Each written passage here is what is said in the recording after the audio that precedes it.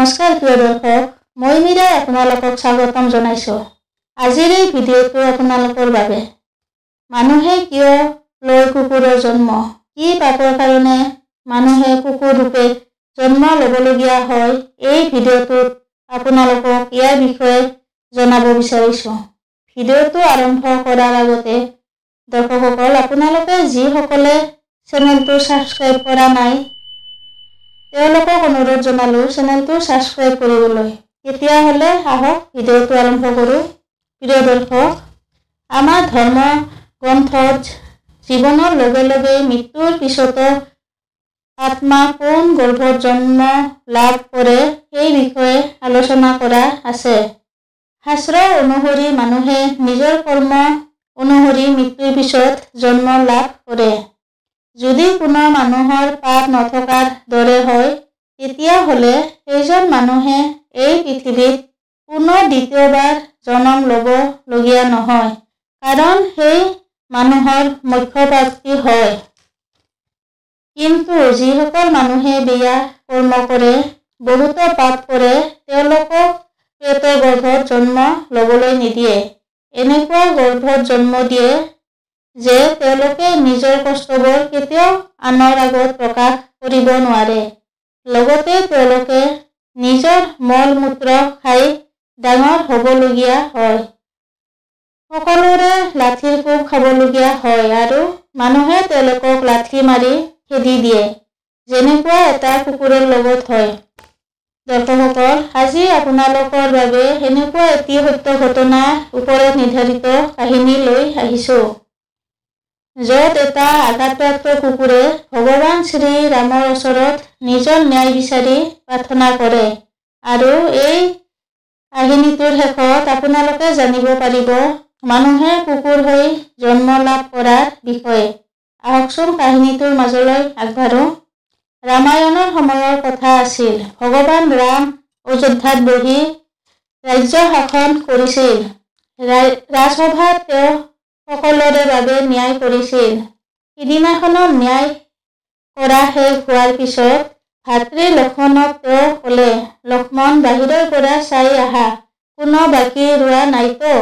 ইয়াৰ পিছত লক্ষ্মণে বাহিৰলৈ গৈ দেখিলে এটা কুকুৰ বাহিৰত ৰৈ আছে। তেওঁ কুকুৰটোক সভালৈ লৈ গ'ল। তেতিয়া ভগৱান ৰামে কুকুৰটোক সুধিলে, তোমাৰ গোটেই শৰীৰটো হাড়ে ভৰি আছে। তোমাক এই আঘাত কোনে কৰিছে? কোন মানুহে তোমাৰ এই অৱস্থা কৰিছে? তেওঁক কঠোৰ শাস্তি বিহা হ'ব। তেতিয়া কুকুৰটোৱে ক'লে, এজন ভিক্ষাৰীয়ে কোনো কাৰণ নোহোৱাকৈ তেওঁক আঘাত কৰিছে। তেতিয়া ভগৱান শ্ৰীৰামে ভিক্ষাৰীটোক ৰাজসভালৈ আনিবলৈ আদেশ দিলে। ভিক্ষাৰীজনে যেতিয়া ৰজা ৰামৰ সন্মুখত উপস্থিত হ'ল, ৰামে তেওঁক সুধিলে, এই কুকুৰটোৱে যি ক'লে এই কথাবোৰ সত্য? তুমি কি তোমাৰ দোষ স্বীকাৰ কৰিছা?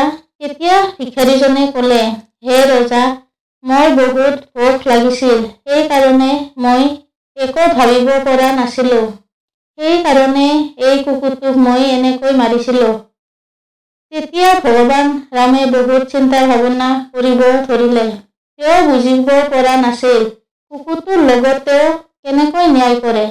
তেওঁ জানিছিল এইটো এটা গভীৰ বিষয়। সেইকাৰণে তেওঁ কুকুৰটোক ক'লে, তোমাৰ হিচাপে এই ভিক্ষাৰীজনক কি শাস্তি দিয়া যায়?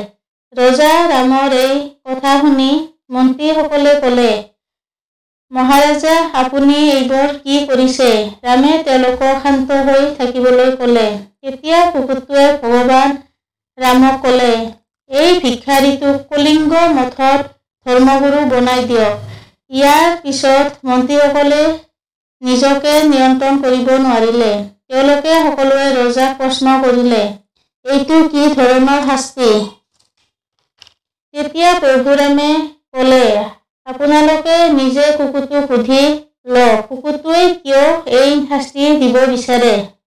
তেতিয়া কুকুৰটোৱে সম্পূৰ্ণ ঘটনাটো ক'বলৈ ধৰিলে, মই আগৰ জন্মত কলিংগ মঠৰ ধৰ্মগুৰু আছিলোঁ।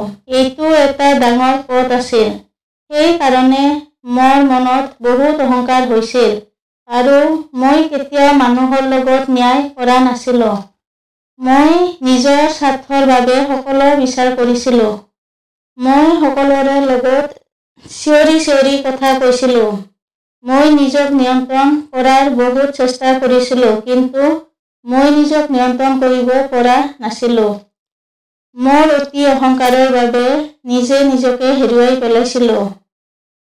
সমাজত মন নামত নানা ধৰণৰ গোপন কথা আলোচনা কৰা মোৰ কাণত পৰিছিল, যিবোৰ মোৰ বাবে জীয়াই থকা সময়ত মৃত্যুতকৈ কম নাছিল। মোক আঘাত কৰা সময়ত ভিক্ষাৰীজনে বহুত খঙত আছিল আৰু মোৰ ওপৰত চিঞৰি আছিল।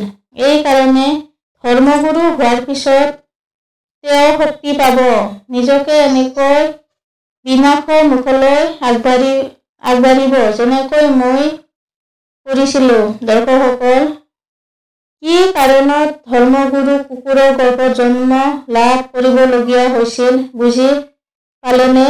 যদি কোনো মানুহৰ কুকুৰৰ দৰে ব্যৱহাৰ হয়, সুযোগ পোৱাৰ পিছতো নিজক শুধৰাই নলয়, তেনেদৰেই থাকে, তেতিয়াহ'লে পিছৰ জন্মত তেওঁ সেই হিচাপেই জন্ম লাভ কৰিবলগীয়া হয়। দৰ্শকসকল, ভুল-ত্ৰুটি থাকিলে শুধৰাই দিব। আপোনাৰ দিনটো শুভ হওক। পুনৰ লগ পোৱাৰ আশাৰে আজিলৈ আহিছোঁ। ধন্যবাদ।